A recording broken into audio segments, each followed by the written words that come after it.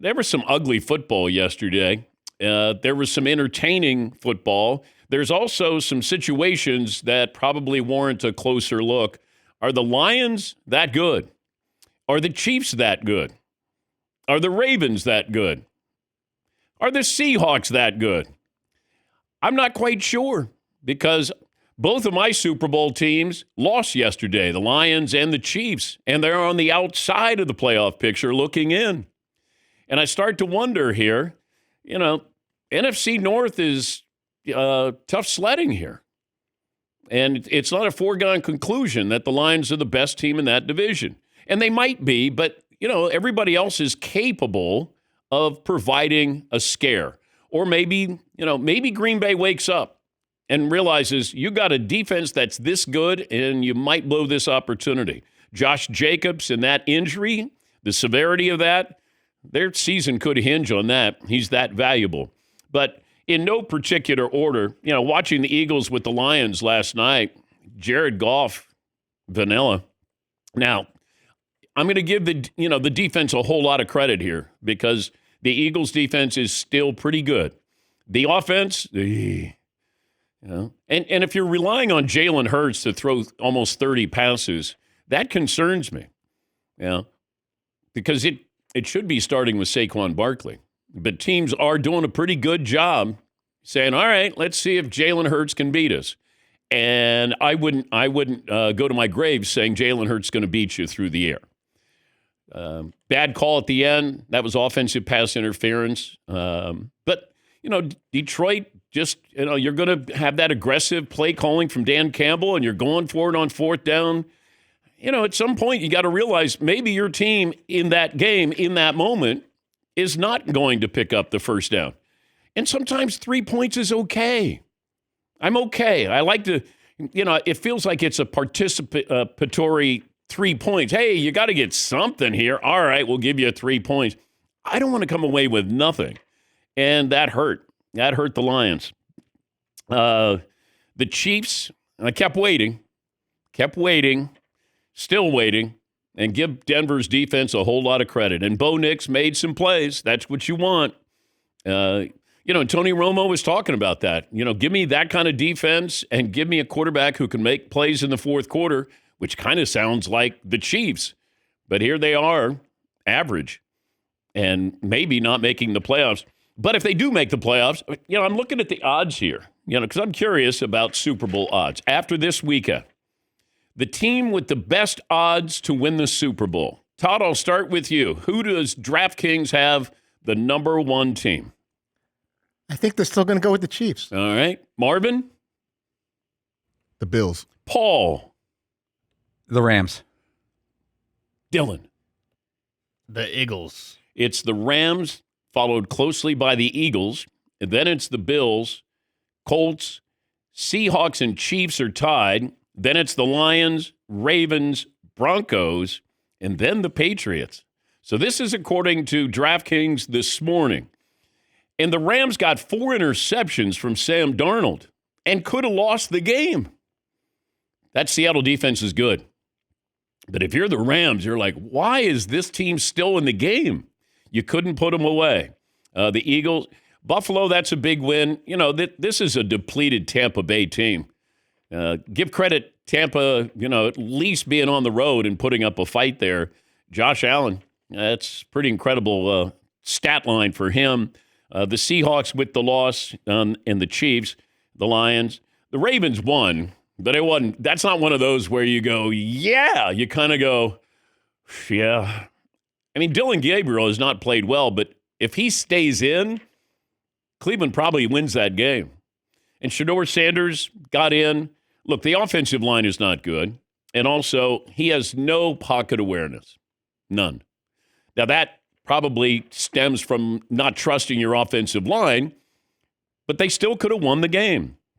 The Broncos, that defense, when you're getting the Chiefs to settle for field goals, you are in great shape.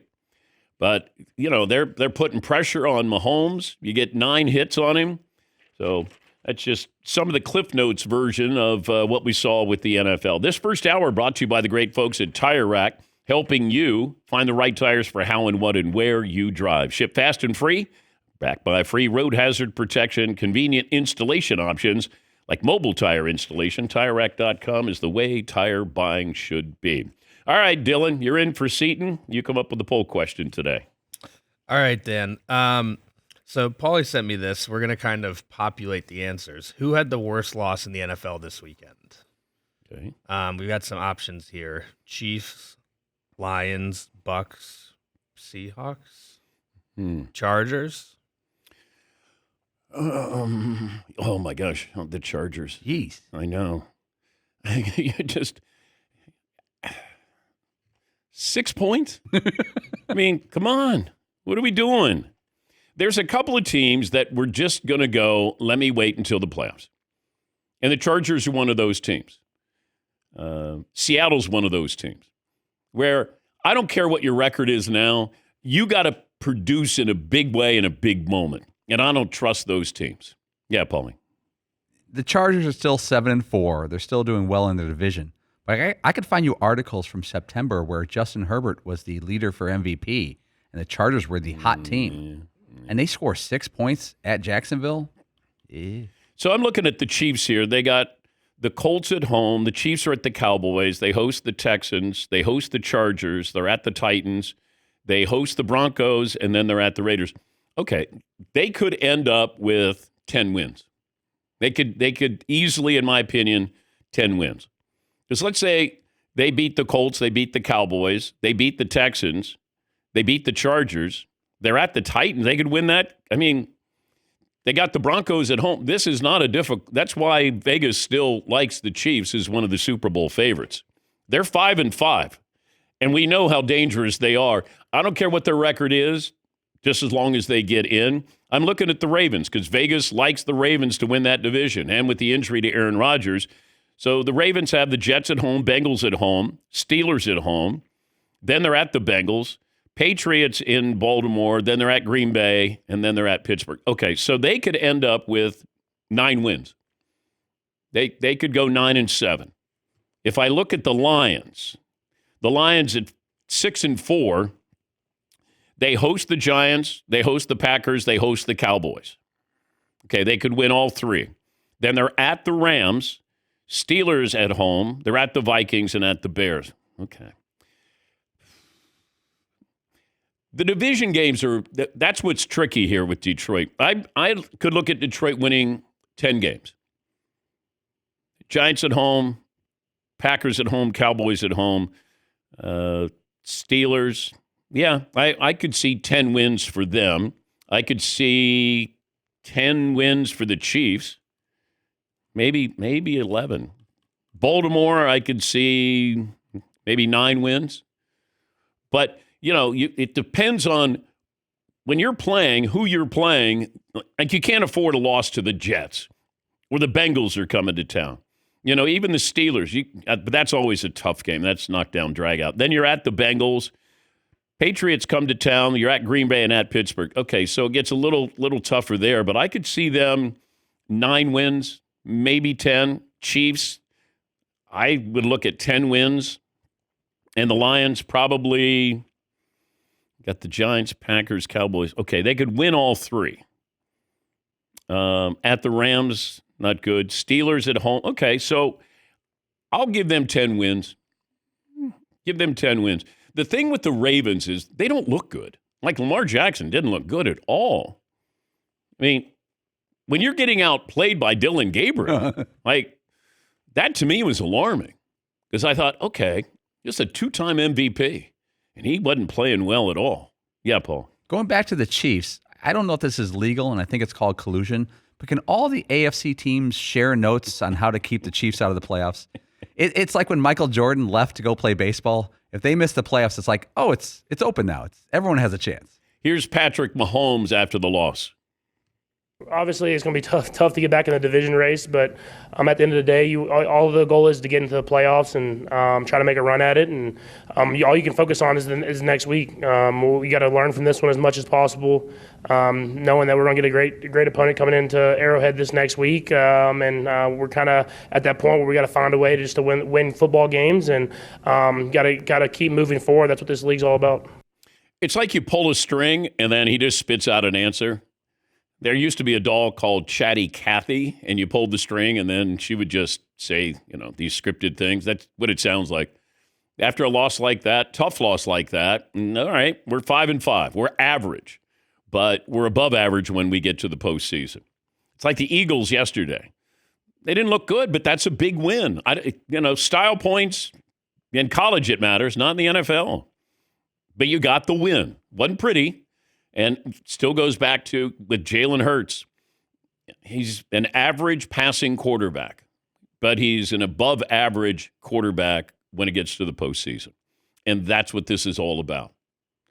Seattle, though, watching that, I kept thinking they could win this game. Unbelievable punt to pin them back, in the 1 yard line. Unbelievable punt.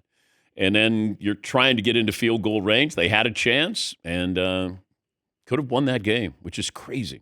All right, what else do we have? Dill? That's all. So I just posted that one, Dan. We went with Chiefs, Lions, Seahawks, Chargers for the worst loss. We could also do worst win. There was a few of those. For example. Is the Ravens win a bad win for a team that has been terrible and just getting to 500? I would say so. I mean, they won by 7 against Dylan Gabriel and Shadur Sanders. The Rams had an ugly win. Yep. That's an ugly win. By the way, Myles Garrett had 4 sacks in that game. You pencil him in for 15 sacks it feels like every year. And but I think he's had 9 of his, does he have 15 sacks this year? 9 of his 15 have come in 2 games. Yeah, he's got 15 in 10 games. Yeah. I don't need to do the math, but I think he's on pace for 28. Yeah. And nobody is going to care. Or they're not going to be important sacks, though, but that's pretty amazing, though. He's the, let's see. So he had 4 sacks. He has at least 12 sacks in 6 consecutive seasons. That broke the record, NFL record, of 5 straight seasons set by Lawrence Taylor.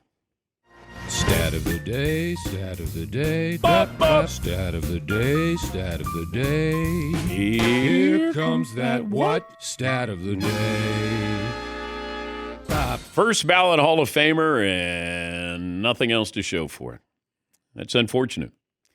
And I thought he was on his way out, and then all of a sudden, the Browns have to give you an offer you can't refuse. Deshaun Watson, here's an offer you can't refuse. Myles Garrett, here's an offer you can't refuse. That's how the only way they can keep people. And another thing with the Bengals loss, I'm not bringing back Joe Burrow now. Not going to bring him back. And we'll talk about what happened with Jamar Chase and Jalen Ramsey, because the NFL has got to come down hard on Jamar Chase. Hard on him. We'll talk about that coming up.